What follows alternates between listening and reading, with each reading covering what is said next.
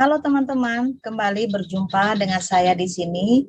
Kali ini video yang saya buat adalah menjelaskan tentang proposal penelitian tindakan kelas atau yang disingkat dengan PTK yang telah saya buat dalam rangka memenuhi tugas lokakarya Pendidikan Profesi Guru Pendidikan Agama Kristen tahun 2021. Untuk judul proposal penelitian tindakan kelas yang telah saya buat, yaitu model pembelajaran efektif menurut sudut pandang peserta didik, adalah suatu upaya meningkatkan kualitas pembelajaran pendidikan agama Kristen dan budi pekerti pada peserta didik kelas 7 di SMP Negeri 9 Banjarmasin dalam rangka menghadapi tantangan pendidikan abad 21.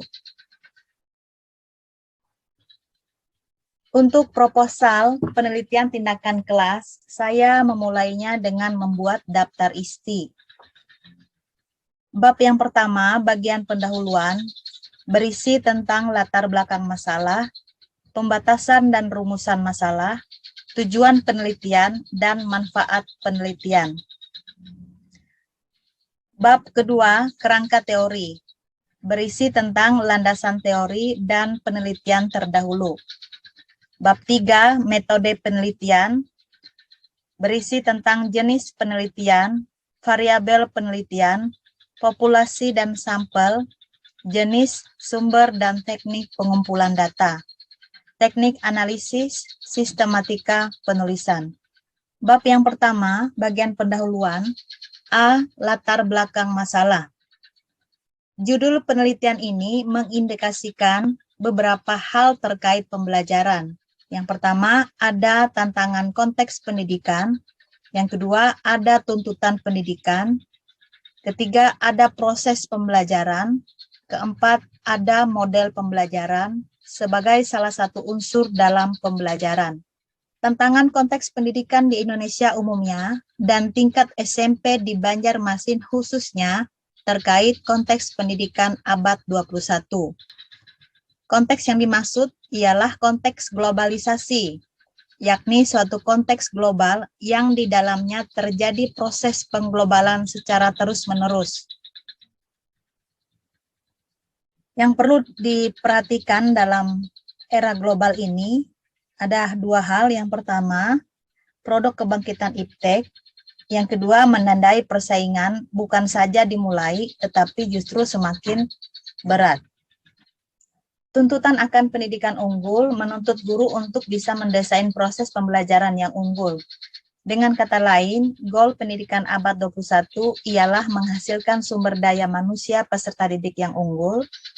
Peserta didik yang unggul dalam paradigma kurikulum 2013 adalah peserta didik yang berkarakter keterpaduan antara sikap, pengetahuan, dan keterampilan unggul. Silabus, rencana pelaksanaan pembelajaran, dan materi pembelajaran memegang peran yang amat penting.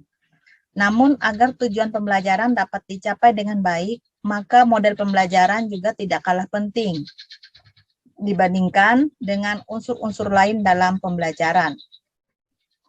Berangkat dari kesadaran itulah, maka penelitian ini menempatkan peserta didik sebagai subjek yang mesti didengar pendapatnya tentang model pembelajaran yang efektif menurut sudut pandang mereka. Dalam konteks ini, model pembelajaran yang relevan diterapkan dalam pembelajaran pendidikan agama Kristen dan budi pekerti tingkat SMP kelas 7 di SMP Negeri 9 Banjarmasin. Penelitian ini perlu dilakukan mengingat pengalaman 2 semester ini, nilai akhir peserta didik pada mata pelajaran pendidikan agama Kristen di SMP Negeri 9 Banjarmasin relatif rendah. Kebanyakan tidak memenuhi kriteria ketuntasan minimum. Berdasarkan data rekapitulasi nilai mata pelajaran pendidikan agama Kristen dan budi pekerti di SMP Negeri 9 Banjarmasin, rata-rata nilai untuk kelas 7, di mana saat ini mereka sedang berada di kelas 8. Yaitu sebesar 71 dan kelas 9 sebesar 73. Itu rata-rata nilai semester ganjil tahun pelajaran 2020-2021.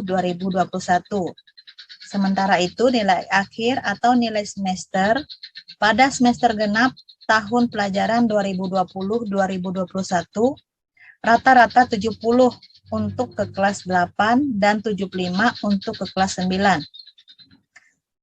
Secara umum nilai rata-rata tersebut memang di atas KKM, tetapi terjadi tren penurunan dari tahun pelajaran 2019-2020 dan rata-rata di atas 10% nilai rata-rata peserta didik di bawah KKM. Contohnya pada kelas 8, dari 13 orang peserta didik beragama Kristen yang kelas 8, ada 3 orang nilainya yang di bawah KKM, yaitu 70. Untuk KKM di SMP Negeri 9 Banjarmasin adalah 70. Itu berarti ada 23% jumlah peserta didik yang nilai akhirnya di bawah KKM. Tren penurunan nilai memang dapat dipengaruhi oleh banyak faktor.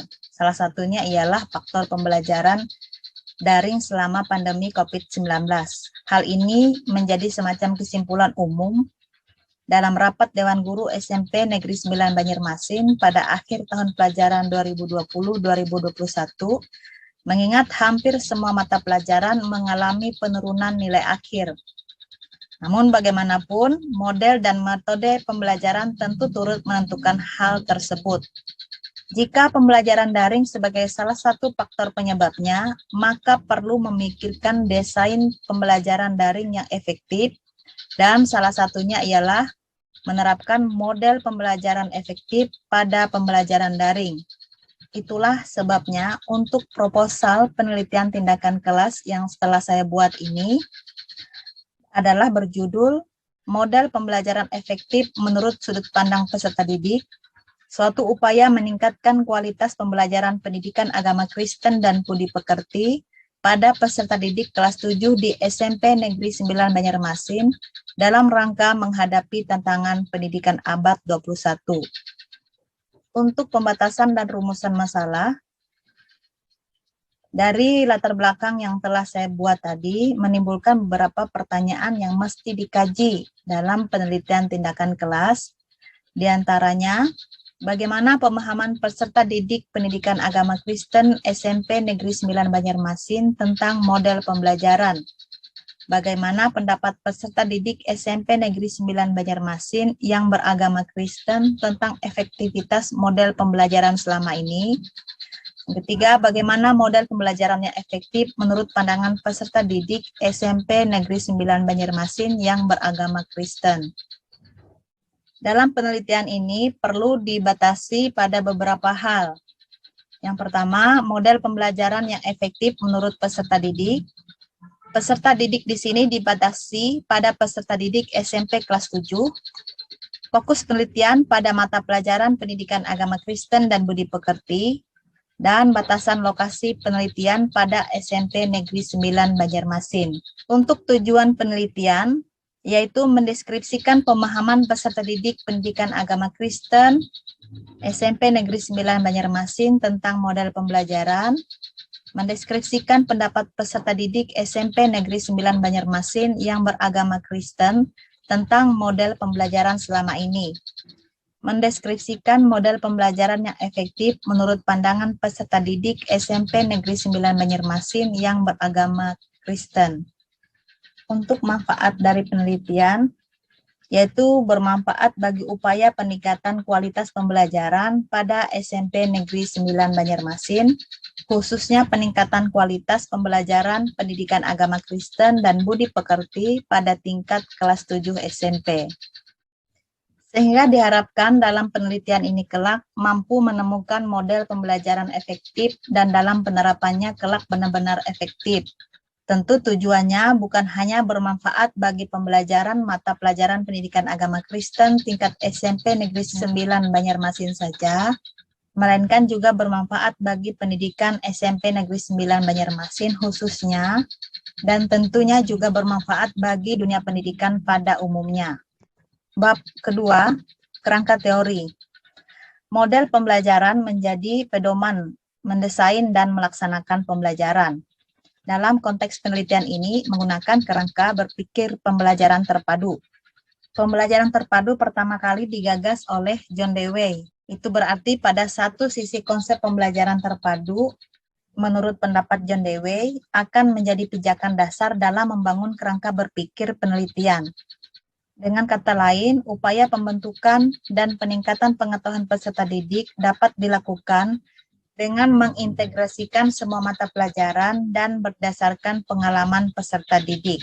Model pembelajaran terpadu bukan konsep baru dalam dunia pendidikan.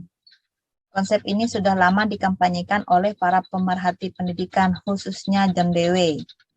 Selain konsep pembelajaran terpadu, ada juga istilah pembelajaran tematik.